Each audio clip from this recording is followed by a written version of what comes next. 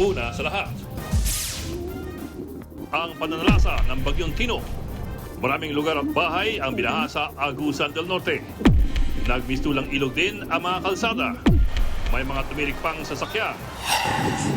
Binayo rin ng bagyo ang probinsya ng Cebu, pati ng Northern Samar na halos mag-zero visibility.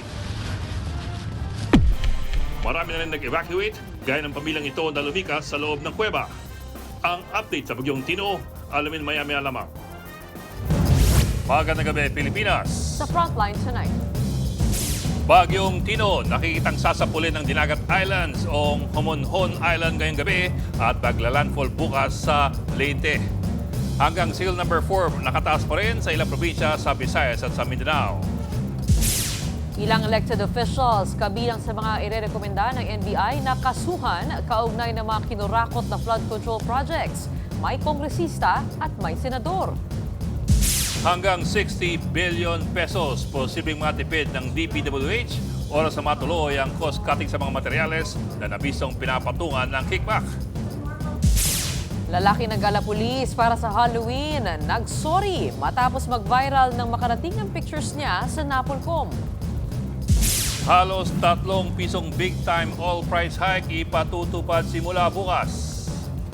At lalaki reunited sa kanyang pamilya matapos ang higit 3 dekada sa tulong ng isang espesyal na mapa.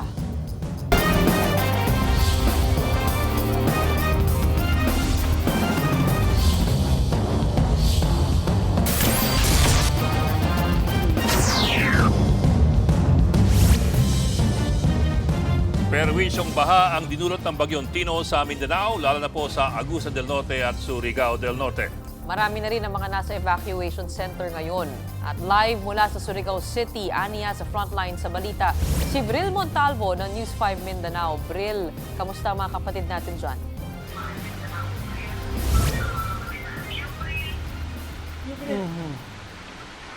Ngayon nga, habang lumalalim ang gabi dito sa Surigao City, ay ramdam na epekto nitong si Bagyong Tino dahil sa napakalakas na ulan at ang napakalakas na bugso ng hangin dito. Hanggang bewang nabaha sa ilang lugar sa Tubay, Agusan del Norte dahil sa Bagyong Tino. Ang kalsada nagmistulang ilog dahil sa rumaragas ang tubig. Hirap tuloy makadaan ang pick-up na ito. Pinasok din ng baha ang ilang bahay. Tulong-tulong ang mga residente na iangat ang ilan sa kanilang gamit gaya ng ref. Tumirik naman sa baha ang multicab na ito. Pinagtulungan niyang itulak. Maraming sasakyan din ang huminto sa kalsada ng Barangay Tagmamarkay dahil sa baha. Pero may ilan pa rin naglakas loob gaya ng bus na ito. Binaybay na ng bus ang bahaging kalsada matapos ma-stranded ng 4 na oras. Umapaw din ang tubig sa tulay na ito sa Barangay Concepcion Ciudad sa bayan ng Kabadbaran. Hanggang binti naman ang baha sa ilang lugar sa Butuan City gaya ng Josephine Homes. Mas malalim naman ang baha sa mababang lugar gaya ng Barangay Ampayon. Kaya naman nagpatupad na ng preemptive evacuation ang kanilang barangay. Nanalasa rin ang Bagyong Tino sa Surigao del Norte. Umaga pa lang ay malakas na ang hangin na may panakanaka at ulan sa Surigao City. Nandito tayo ngayon sa isa sa coastal residential area dito nga sa Surigao City. Kung mapapansin natin dito sa mga kabahayan ay wala ng mga residente dito dahil umalis na sa takot sa banta ng bagyo. Aabot sa mahigit 50 pamilya mula sa 4 na barangay ng lungsod ang maagang nag-evacuate. Na-trauma na raw kasi ang ilan sa kanila sa bagyong Odette. Nakakatakot na kasi ang lakas na ng hangin. Meron din akong mga bata. Sa Lipata Port, ilang araw nang stranded ang mga pasahero ng bus at mga truck na patawid ng Visayas. Kanselado din kasi ang biyahe doon simula pa kahapon. Dapat kagabi pa nandun na kami sana sa pupunta namin, sa mga bahay namin. Ako, MacArthur MacArthur Leyte. Dito sa bus, kagabi dito sa bus kami nagstay. Natulog? Yes, natulog. Perwisyo talaga to sa mga tracking. Stranded di naman kami arawan. Per biyahe kami. Ayun po, per biyahe. Pala pag na-stranded, lugi na sa biyahe. Sa lakas ng hagupit ng hangin, napatumban niya ng isang puno sa parking lot ng Capitol Ground. 2 sasakyan ang nabagsakan. Wala namang nasaktan sa insidente. Boca Gretchen, kanina ay nagsagawa nga ng clearing operation itong LGU dito sa Surigao City dahil may mga puno na nagbagsakan sa gilid ng National Highway dito dahil sa lakas ng ulan at hangin. Sa mga oras na ito ay brown out dito at pahirapan ang linya ng komunikasyon dito sa lungsod. Yan muna ang latest mula dito sa Surigao City. Balik sa inyo. Maraming salamat at mag-ingat kayo dyan. Bril Montalvo. Nagpatupad ng forced evacuation sa Eastern Samar dahil sa hagupit ng Bagyong Tino. Ang ilan sa kuweba na sumisilong. At live mula sa Borongan, Eastern Samar, nasa frontline ng balitang yan si Mon Gualvez. Mon, kamusta ang panahon dyan ngayon?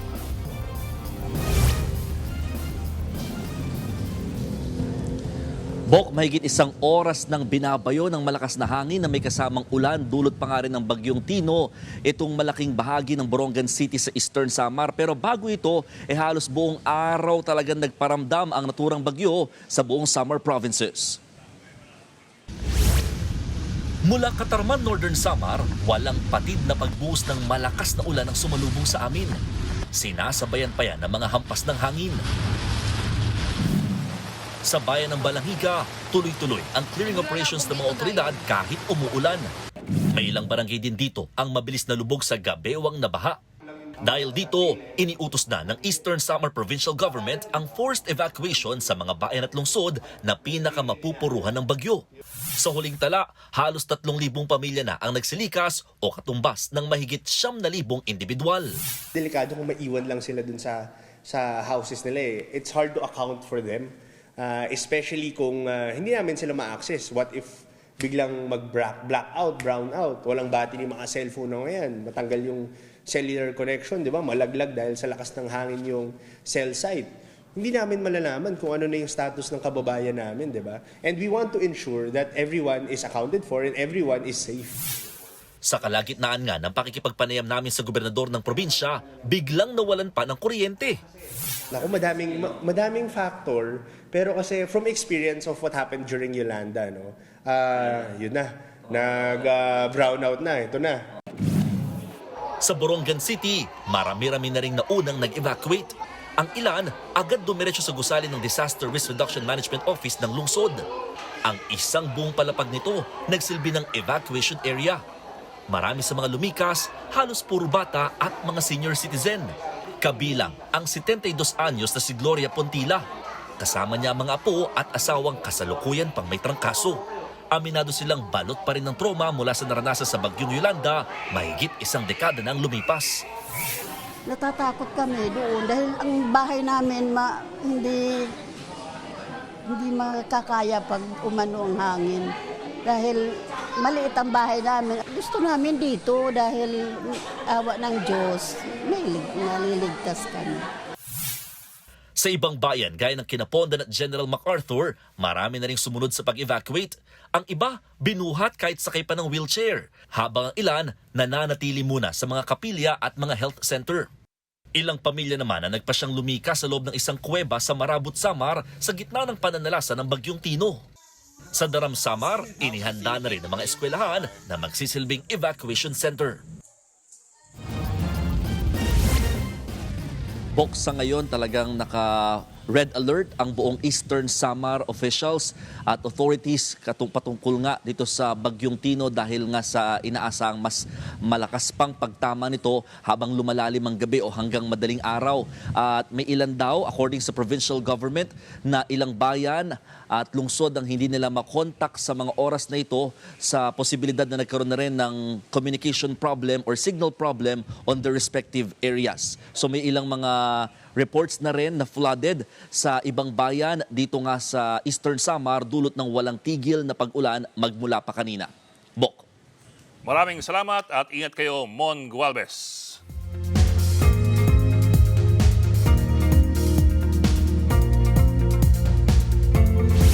Mga kapatid, lalo pang lumakas ang Bagyong Tino. Ngayong gabi, posibleng maglandfall sa Homonhon Island o Dinagat Island ito.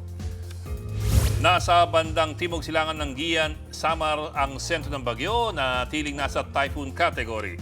Lumakas ang hangin nitong aabot sa 140 km per hour at bugsong 170 kph. Bukod sa Homonhon Island at Dilagat Island, posibleng maglandfall bukas sa Leyte habang tinatawid ang Visayas at ang Palawan. So, sa website makikitang lalabas ng Philippine Area of Responsibility. Ayon sa Metra, magbababad pa sa malakas na ulan hanggang bukas ang Bohol, Cebu, Negros Island, Western Visayas, Southern Leyte at Mimaropa. Posible ring magpaulan bukas ang buntot ng Bagyong Tino sa Kabikulan, Calabarzon, Metro Manila at ilang lugar sa Central Luzon. May dalang ulan din ang amihan at shearline sa Northern Luzon. Samantala, ayon pa sa Metra, hindi pa man nakakalayo ang Bagyong Tino ay may isa pang bagyo na posibleng mabuo sa labas ng PAR o malayong silangan ng Visayas. Babantayan natin yan. Suspendido pa rin ang klase bukas sa maraming lugar dahil sa Bagyong Tino. Wala ring pasok ang ilang tanggapan ng pamahalaan maliban sa mga disaster and response agencies. Walang pasok sa lahat ng antas at government offices sa mga probinsya ng Leyte, Southern Leyte, Eastern Samar, Northern Samar at Samar. Wala ring pasok sa lahat ng antas sa Cebu City. Pati na sa 5 bayan ng Aklan at 5 lugar sa Capiz, kabilang po ang Roa City na nakikita ninyo sa inyong screen. Primary to secondary school naman ang walang pasok sa Maayon, Capiz. Suspendido rin ang pasok sa lahat ng antas at government agencies sa Iloilo City, pati na sa Balasan, Batad, Carles, Concepcion at Estancia at 6 pang lugar sa probinsya ng Iloilo. All levels naman ang walang pasok sa Sara, Iloilo. Suspendido rin ang pasok sa lahat ng antas sa mga bayan ng Rizal at San Jose sa Occidental Mindoro. Kinder to senior high school naman ang walang pasok sa Oriental Mindoro Province. All levels at government agencies din ang walang pasok sa Romblon Province, pati na sa Masbate Province.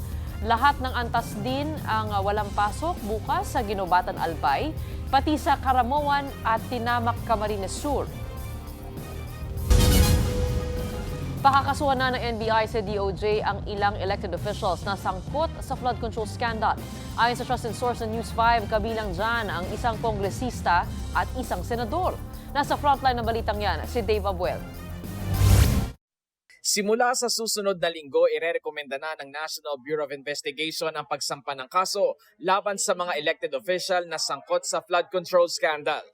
Sinabi yan ni bagong NBI Director Angelo Magno sa programang Storycon ng One News. Wala pang pangalan, pero ayon sa trusted source ng News 5, kabilang dito ang isang kongresista at isang senador. Meron na ho kaming nakahandang mga dokumento para ma-file siya next week. Next week baka ho may incoming na 3 o 4 pa. Okay. 3 or 4 people or 3 or 4 cases? Cases ho. Kabilang sa irerekomenda nilang reklamo sa Department of Justice ang public corruption, malversation at bribery. Ito na raw ang ikalawang batch ng rekomendasyon ng NBI.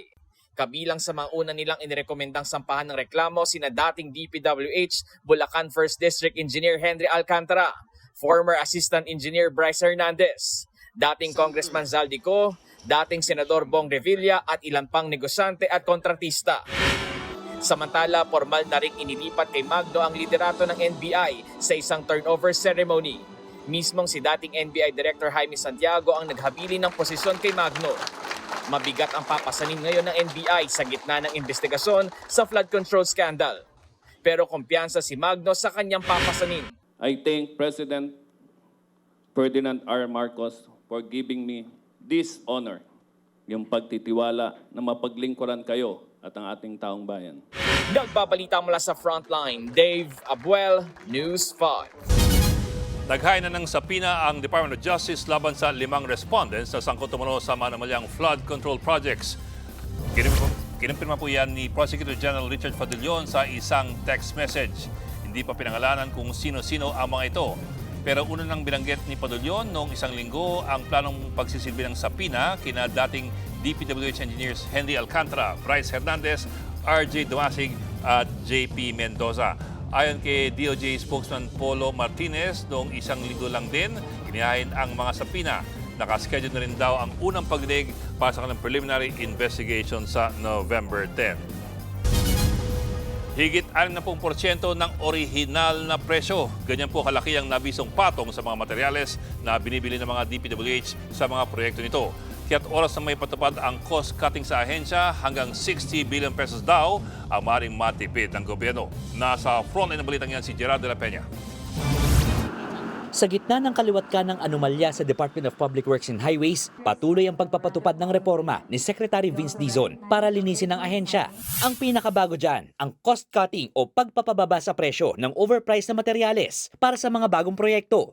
Nadiskubre kasi ng ahensya na doble o higit pa ang patong mula sa totoong presyo ng mga ito. Halimbawa na lang ang aspalto, ginagastusan pala yan ng DPWH na mahigit 23,000 pesos kada metriko tonelada sa Mimaropa Region. Pero ang totoong presyo pala nito, wala pang 6,000 piso o mas mababa ng halos 75%. Ang steel sheet pile naman o yung bakal na ginagamit sa mga retaining wall ng flood control projects, ginagastusan ng halos 85 pesos ang kada kilo sa Region 13. Pero ang totoong market price, 36 pesos lang, mas mababa ng halos 60%.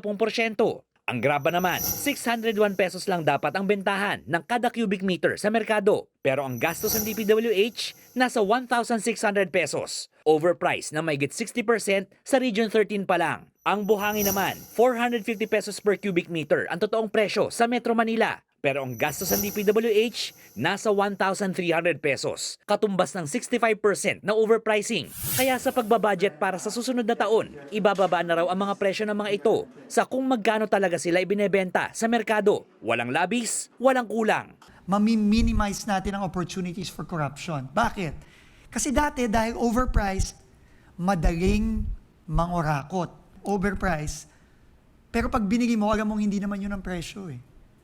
So, saan napupunta yung perang yun? Obviously, in all likelihood, napupunta yan sa pagnanakaw. Kung may patutupad ng ahensya ang cost-cutting, aabot sa 60 billion pesos ang matitipid sa 2026 budget. Katumbas ito ng pagpapagawa ng 1,600 kilometers ng konkretong kalsada. Lampas pa yan sa distansya mula Apari, Cagayan hanggang Matnog, Sorsogon. Sa halagang yan, maaspaltuhan din ang 1,000 kilometro ng kalye para wala ng lubak. Oras na maisakatuparan ang budget cut sa materyales, sunod na ibababa ang presyo ng architectural finishes tulad ng mga pintura at bubong. Ngayon, mag-a-adjust na lang yan to market levels. No, future DPWH secretaries, hindi na nila mababago yan. Unang-una siguro, mahihiya naman sila kung baguhin nila yan. At ibalik nila ulit dun sa plus 70%, plus 50%, plus 30%. If the private sector can build a road at those prices, why cannot government do the same?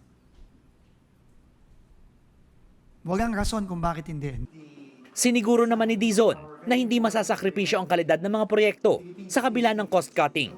Tiniyak din yan mismo ni Pangulong Bongbong Marcos nang ipag-utos niya ito kay Dizon. Nagbabalita mula sa Frontline, Gerard de la Peña, News 5. Samantala, pinaapuran na sa Kamara ang batas na magbibigay ng pangil sa Independent Commission for Infrastructure o ICI. Dalawang House bills ang nakabinbin ngayon para mas bigyan pa ng kapangyarihan ang komisyon. Kasama dyan ang contempt powers, pagsequester o pagsamsam ng mga ari-arian at direktang pagsasampa ng reklamo laban sa mga sangkot sa anomalya.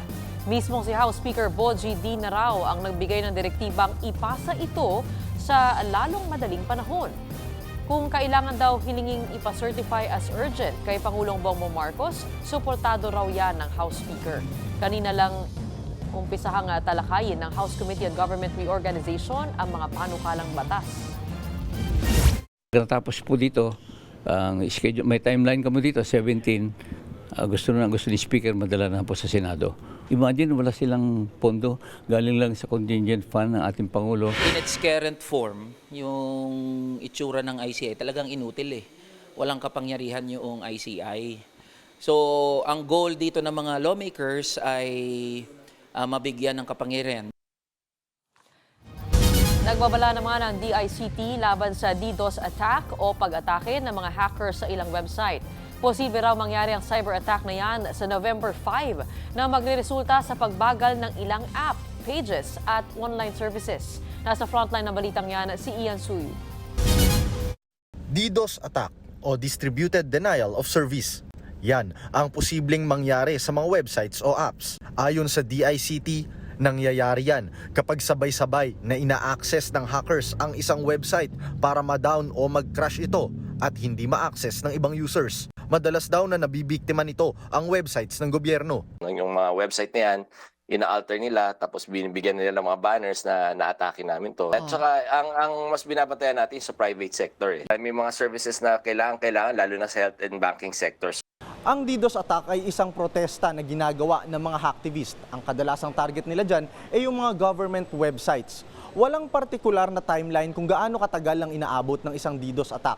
Pero nakadepende yan sa gagawing aksyon ng isang website o ng isang system para maiwasan ang anumang hacking attempt. Ayon naman kay Ronald Gustillo ng Digital Pinoys, dapat ding maging alerto ang mga netizen o website users. Mapapansin raw ang pagbagal o pag-crash ng isang site o di kaya ay ang biglang pagbabago ng mga detalyeng nakasaad dito. Delikado yan pag halimbawa gumamit ka ng payment portal, payment platform, tapos may na tiyempo na nagdi-DDoS attack. Pwede kasing makapagbayad ka pero makaltas yung pera mo pero hindi mag-reflect yung payment. DDoS itself, hindi ito medyo hindi ito yung vulnerability para magkaroon ng mga data leak, mga data breach na binabantayan natin, no. Pero pwede itong i-exploit para makahanap ng butas elsewhere doon sa system ng ating gobyerno. Pagtitiyak naman ng DICT, walang mananakaw na personal accounts, data o pera. Kung makita raw na may DDoS attack sa isang website, pwedeng subukan ulit na i-access ang website matapos ang ilang minuto. Gamitin lang ang mga official app o status page at maghintay ng verified update. Babantayan naman daw ng DICT ang mga importanteng websites ng gobyerno. Pati ang PNP Cybercrime Group naghahanda na rin para maayos ang mga firewall at software laban sa banta ng cyber attack. Nakiusap naman ng DICT sa netizens na i-report sa kanila ang anumang kahina-hinalang makikita nila sa mga website sa November 5. Nagbabalita mula sa Frontline, Ian Suyu, News 5. Magpagas na habang maaga pa dahil patutupad na bukas ang malakiang taas presyo sa petrolyo. Higit piso ang tinaas ng kada litro ng diesel at kerosene habang higit piso naman ang dagdag sa kada litro ng gasolina. Ayon sa Department of Energy, ang oil price hike ay bunsod ng pagtaas ng oil demand matapos humupa ang trade tension sa pagitan po ng Amerika at ng China.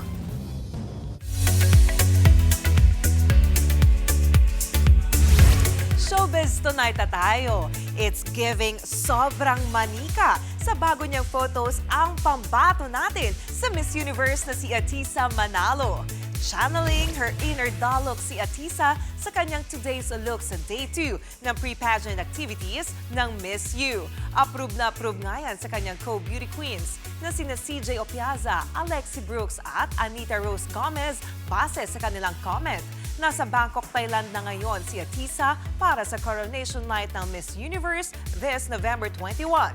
Susubukan niyang masungkit ang 5th crown ng Pilipinas. Good luck, Atisa! Nasa TV5 na si comedy queen Ai de las Alas. Magiging parte siya ng upcoming inspiring serye ng TV5 at Cornerstone. Ang role ni Ai, isang madre.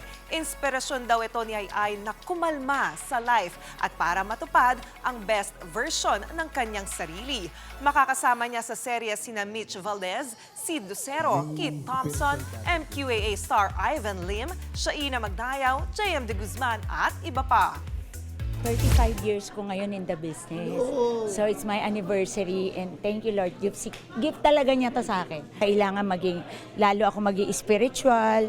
I need to pray hard na magampanan ko to ng maganda, walang puot. Marami pa akong ichichika sa inyo mamaya kaya dyan lang kayo. Susunod, mga residente sa Daog, Capiz, sabay-sabay nagdasal sa tabing dagat para mailigtas sa bagyo. Ilang pamilya sa Cebu kusa ng lumikas dahil sa banta ng storm surge. Lalaking nagsuot ng uniforme ng pulis bilang Halloween costume nagsorry sa PNP. At ilang local and Hollywood stars ibinida ang kanilang pangmalakasang Halloween costumes.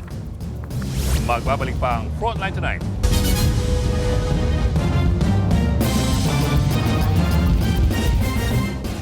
Mga kapatid, Ed Lingaw po, maging maalam at may pakialam sa mga napapanahong balita sa ating bansa.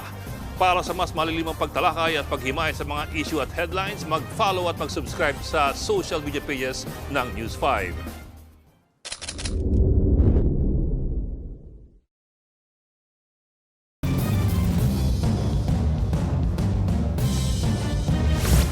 Bumaba ng motorsiklo ang lalaking yan at saka tinutukan ng barel ang isang senior citizen sa San Miguel, Bulacan.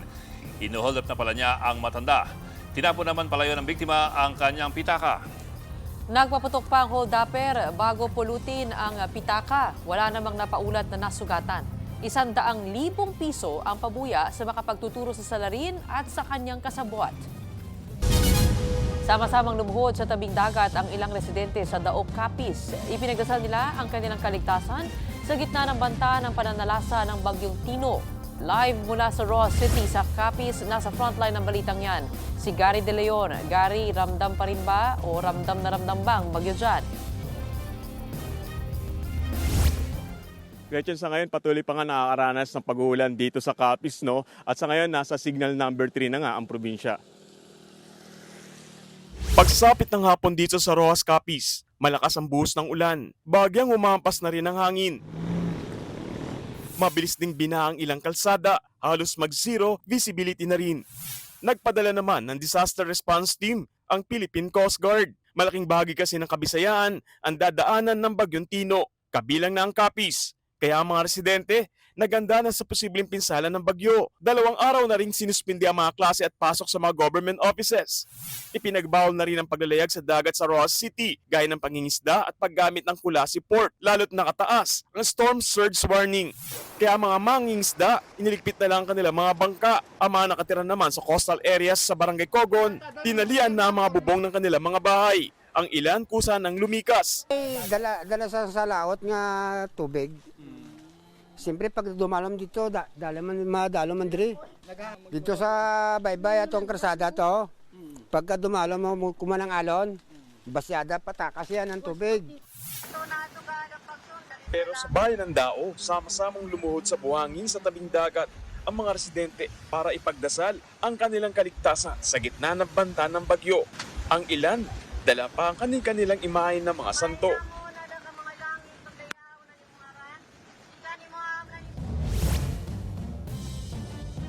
Gretchen, sa ngayon magsasagawa bukas ng assessment ang PDRMO upang malaman kung ano nga yung naging pisala ng Bagyong Tino dito sa lugar na to. Balik sa inyo. Maraming salamat, Gary De Leon.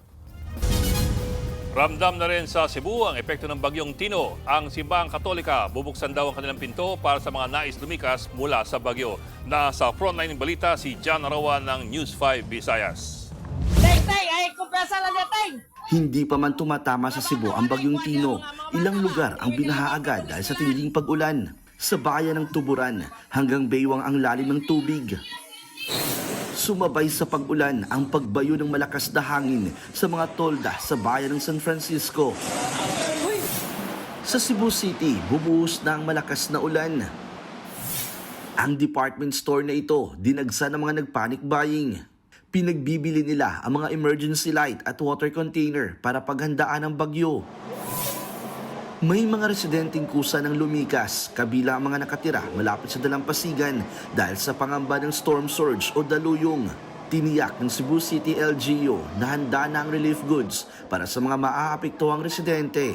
Inatasan na rin ang pulisya at mga barangay tanod na bantayan ang mga bahay ng mga lumikas na residente. What I'm asking sa mga constituents is that we should be very ready.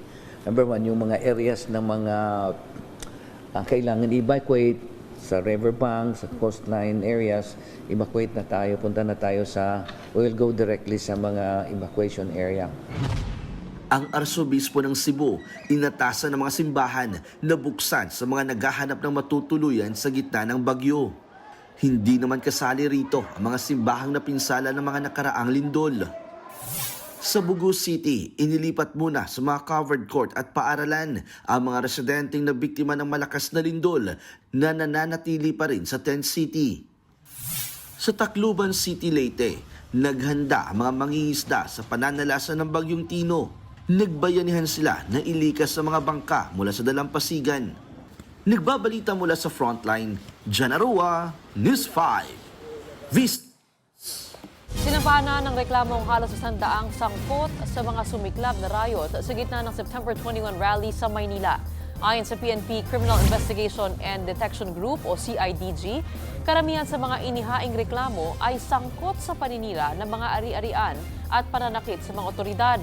Hindi muna pinangalanan kung sino-sino ang mga ito, pero kasama raw dyan ang ilang nakita sa videos nang mangyari ang gulo. Ayon pa sa CIDG, posible pang madagdagan ang mga mairereklamo sa susunod na mga araw. Kikita niyo naman po doon sa mga page yung kumalat kung sino ang nagsasalita na susunugin ng Malacanang. We continuously monitor who are these personalities, lalong-lalo na the threat group. Sinisecure natin ito such that maiwasan natin yung gulo, maiwasan natin ang destruction of life and even property. Samantala, tiniyak din ng PNP na handa na sila sa mangyayari uling malawakang protesta sa November 30. Sa ngayon, wala raw silang natutukoy na posibleng manggugulo ulit sa mga rally. Pero paiigtingin pa nila ang pagbabantay at mas pupondohan ang intelligence operations para maiwasang maulit ang mga nanggugulo. Meron na po tayong nakalaang mga tao na i-deploy. Sa katunayan po, meron na po tayong nasa 15,000 na mga tao na i-deploy natin. Mas pinaigting natin yung pagmumonitor, lalo yung ating intelligence gathering, lalo na yung pagmumonitor natin sa social media dahil nakita natin na isa ito sa mga naging way ng ating mga kabataan, doon sila na engganyo. Pinakda na sa November 17 ang unang pagdinig ng Kamara tungkol sa Manila Bay Dolomite Beach Project. Ayon kay House Public Accounts Committee Chairman Terry Ridon, tatalakayan sa hearing ang Manila Bay Sustainable Development Master Plan at ang mandamos ng Korte Suprema para sa rehabilitasyon ng Manila Bay. Pag-uusapan din ang epekto ng Dolomite Project sa pagbaha, partikular sa bahagi ng Ermita at Malate. Titingnan din ng komite ang mga alternatibo para sa rehabilitasyon at paglilinis ng Manila Bay para maaari ng payagan ang pag-swimming at ibang water recreation activities. Git naman ni ACT Teachers sa Party List Congressman Antonio Tino, wala raw sa isa ang Dolomite Beach Project. Hindi rin daw ito tunay na rehabilitasyon. Dapat lang na maimbestigahan, again, makita kung gaano kalaking pondo ba talaga ang nasayang at kung yung extent ng corruption na involved dito. At kailangan mapanagot ang lahat ng sangkot dito up to the President himself.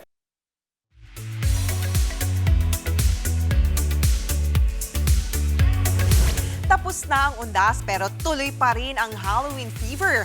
Ang ilang Pinoy at international celebrities kasi kanya-kanyang bida pa rin ng costumes.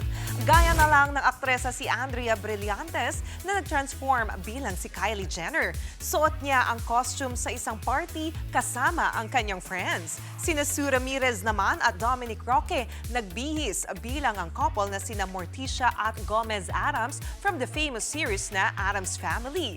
Ang Canadian singer na si Justin Bieber, The Incredibles family naman ang peg. Nag-costume si Bieber bilang si Mr. Incredible, habang asawa niya si Hailey ay si Elastigirl at ang kanilang anak ay si Jack Jack. Susunod, lalaking naka-police costume sa Halloween party humarap sa Napolcom matapos pagpaliwanagin. Pilipinas at Amerika bumuo ng bagong task force sa gitna ng tensyon sa West Philippine Sea.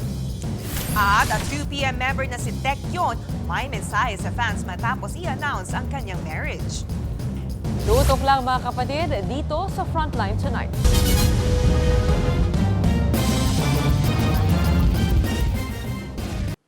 Mga kapatid, Mean Los Baños po, huwag magpahuli sa mga balita at impormasyong dapat ninyong malaman. Para sa mas malawak na balitaan at diskusyon, mag-follow at mag-subscribe na sa social media pages ng News 5.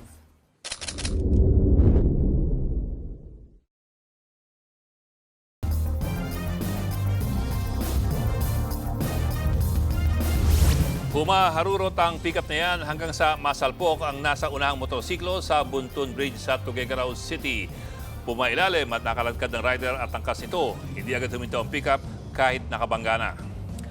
Sugatan ng rider at ang angkas ng motorsiklo. Sinuspinde na ng DOTR ang lisensya ng pickup driver ng 3 buwan. Pinapatawag din siya ng LTO para magpaliwanag. Nagsorry na po ang lalaking nag-costume ng pulis sa isang Halloween party matapos ang ipinatawag ng NAPOLCOM. Binatikos din ng PNP ang anilay paglalapastangan sa uniforme ng PNP matapos itong ipang costume. Nasa frontline ng balitang yan si Brian Castillo. Todo pose ang lalaking ito na naka-blue sleeveless top at navy blue pants para sa isang Halloween party nitong October 31 sa Makati. Bagamat walang manggas, kapansin-pansin namang may tila PNP badge sa kaliwang bahagi ng kanyang suot. Bagay na nakarating sa tanggapan ng National Police Commission o NAPOLCOM. Ito po talaga ay aktual na uniforme ng pulis. Kung sisilipin po ninyo, pati nga ako yung tsapa ng pulis, ginupit pa doon eh. Yun po ang GOA-C uniform ng PNP na tinapyasan ng ang sleeves at ginawang costume. Pino na rin yan ng PNP. Ito, kitang-kita naman, police uniform, sinira pa at parang nilipastangan yung uniform. Ang uniform na yan, it symbolizes Philippine National Police. Whether it appears not to be police uniform, pero it is a police uniform. Ngayong araw humarap sa media ang lalaking yan na kinilalang si Daryl Isidro. Paliwanag niya, wala siyang intensyong bastusin ng mga pulis.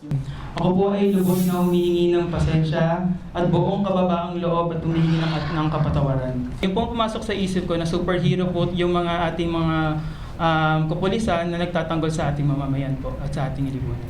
Nang tanungin kung saan niya nakuha ang costume na police uniform. Yung galing pa sa loob, ganun na po na talaga siya. Wala na po siyang sleeves talaga. Galing na po talaga sa kanila, ganun na po yung bigay sa akin. Ipinag-utos na ng NAPOLCOM na magsagawa ng inspeksyon sa lugar na pinagbilhan ni Isidro. So hindi ako natutuwa kasi una, alam ko pupunta akong Raon eh. Pupunta rin ako doon sa Evangelista. Una, bilihan ng speaker yon. Pangalawa, bilihan ng camera yung lugar na yon. Pangatlo, of course, syempre, Quiapo yun. Wala naman nung nakikita ang bentahan ng uniforme doon. That is very bothersome. Hindi dapat binibenta ng ganun yung uniforme ng PNP. Pag-aaralan din daw ng PNP kung sila ba ay magsasampa ng reklamo. Habang ang NAPOLCOM, pinunit ang dapat sanay show cause order na ihahain laban kay Isidro. Nagsisisi na po ang mama, nagsisisi na po si Da. Huwag na ho nating sigurong palakin pa yung usapan. Magsilbing leksyon na lang ho siguro ito sa lahat ho ng tao na magbabalak na gumamit ng mga uniforme ng pulis na huwag nyo na hong gawin kasi illegal po talaga. Babala ng PNP, may katapat yang parusa sa ilalim ng Article 179 ng Revised Penal Code. Nagbabalita mula sa frontline. Brian Castillo, News 5. Ikinakasa ng Pilipinas at Amerika ang isang task force para palakasin ang paglalayag sa pinag-aagawang teritoryo. Pero paglilinaw ng DND, hindi lang para sa tensyon sa West Philippine Sea ang binuong task force. Nasa frontline ng balitang yan si Camille Samonte. Isang bagong military cooperation sa pagitan ng Amerika at Pilipinas ang napagkasunduang buuin ng dalawang bansa para tutukan ang pagprotekta sa freedom of navigation sa South China Sea. Yan ang Task Force Philippines. Umaasa si Pangulong Bongbong Marcos na makakatulong ito para mabawasan ang tensyon sa West Philippine Sea. Sinabi yan ng Pangulo sa isang press conference matapos ang pagdalo niya sa 32nd APEC Summit sa Gyeongju, South Korea. I hope it will lower the tensions in West Philippine Sea. It will certainly not heighten them because it's not something new. Wala namang bagong ginagawa. Nagkaka-heightening lang of tension kapag may sumubok ng bago. Yung dati hindi ginagawa, bigla na lang gagawin. Yun, magkaka-tension. Ibang mga barko na raw ang gagamitin ng Amerika sa task force na ito at bumuo na rin ng proseso kung paano mag-ooperate ang mga ito. The difference is because the vessels are different. So, may carrier group, merong tayo rin, meron silang ano. So we have to learn how to work with a different set parameters, military parameters. Pero nilinaw ni Defense Secretary Gilbert Teodoro na hindi lang nakatuon ang Task Force Philippines sa usapin ng Chinese aggression sa West Philippine Sea. Nakapaloob din dito ang pagpapalakas ng militar at defense cooperation ng dalawang bansa. It is nothing new but an operating agreement between General Bronner and Admiral Paparo raised up to our level. And upon the shall we say, with the permission of both President Trump and President Marcos. Maaari ring rumesponde ang task force sa mga epekto ng kalamidad. Inanunsyo ng Pentagon ang Task Force Philippines kasunod ng pagpupulong ni U.S. Secretary of War Pete Hegseth at Defense Secretary Gibo Teodoro sa ASEAN Defense Ministers sa Malaysia. Nagbabalita mula sa Frontline, Camille Samonte, News 5. Samantala, formal na nilagdaan ang Status of Visiting Forces Agreement sa pagitan po ng Pilipinas at ng Canada. Papalalimin ito ang kooperasyon ng dalawang bansa sa training ng mga militar, palitan ng impormasyon at pagtulong sa gitna ng kalamidad. Ito ng pang-5 Visiting Forces Agreement or VFA ng Pilipinas pagkatapos ng mga unang kasunduan sa Amerika, Australia, Japan at sa New Zealand. Pero bago ito maging epektibo, kailangan muna itong aprobahan ng ating Senado. Gumugulong na rin ang dialogo para sa isa pang kasunduan sa pagitan naman ng Pilipinas at ng France. From economic development to cybersecurity to humanitarian assistance and disaster response, disaster risk reduction and resilience, Canada and the Philippines share a lot of common interests. The Philippines has shown true leadership in upholding international law and in seeking the peaceful resolution of disputes. And for that, you have Canada's greatest and deepest respect. We are proud to deepen our partnership with a country that courageously acts on those values. Abangan, lalaki sa China na dinukot noong bata pa siya, reunited sa kanyang ina dahil sa isang espesyal na mapa. At armies na bulaga sa surprise mini reunion ng 3 members ng BTS. Tuloy-tuloy ang balitaan dito sa Frontline Tonight.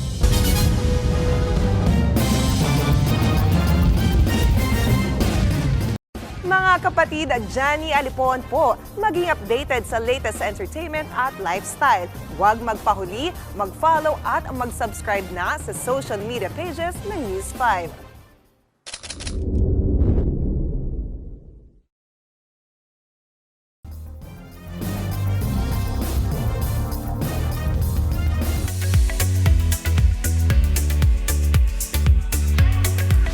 Isang mini reunion ng ating Bangtan Boys ang naging sorpresa para sa ARMY sa encore concert ni BTS member Jin sa Incheon, South Korea.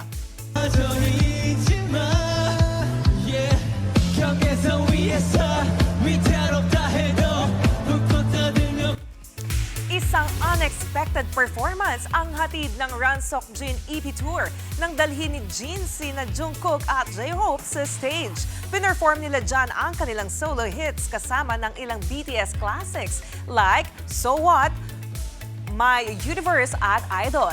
Bago yan, naging expensive backup dancers muna ni Jin sina Jungkook at J-Hope sa performance ng Super Tuna. Discharge na lahat ng members ng BTS sa kanilang military services this year at naghahanda na sa isang full group comeback this 2026. May mensahe ang aktor at 2PM member na si Taecyeon sa kanyang fans bago siya ikasal. Sa kanyang letter na inilabas sa Instagram, nangako si Taecyeon na makakasama panghabang buhay ang taong umunawa at nagtiwala sa kanya ng mahabang panahon. Kasabay nito, nagpasalamat ang singer sa suporta at pagmamahal ng fans na nagbigay daw sa kanya ng lakas. Ikakasal si Taecyeon sa kanyang non-showbiz girlfriend next year. Plano raw nilang gawing private ang ceremony with friends and family. At yan ang latest and hottest sa Frontline Showbiz tonight. Ako po si Jenny Alipon. Stay safe, mga kapatid.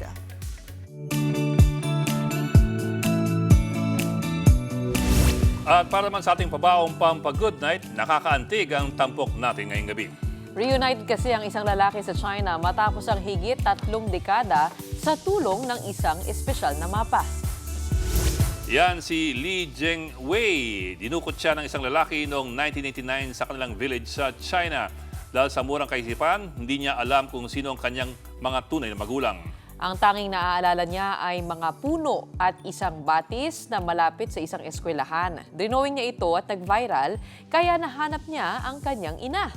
Sumailalim din sila sa DNA testing at confirm nga mag-ina sila. Who would expect na sa dinami-dami ng mga eskwelahan sa tabi ng batis, madodrawing mo exactly. Galing ano? Oo. Pero di ba nga, yung mga age natin ngayon, di ba meron tayong mga highlights also ng mga childhood natin na naalala natin. Even yung mapipicture out mo yung mga places and Oo, everything. very distinct. Oo. Pero ano kaya yung itsura ng batis na yun na kakaiba? Para maalala niya up to ng 3 dekada. Kaya nga eh. Pero ako, ano, Dinawin niyang mapa, di ba? well, i-drawing ko kaya, may kailangan din akong mapa eh. Papunta saan? West Philippine Parang Sea. may naalala kong Puro tubig yun eh. hindi, may ginto ako dati na kita sa backyard namin. I-drawing ko na lang sakali mahanap ko. Siyempre, share mo yan sa amin. Pag nahanap. Lunes nga. Palang.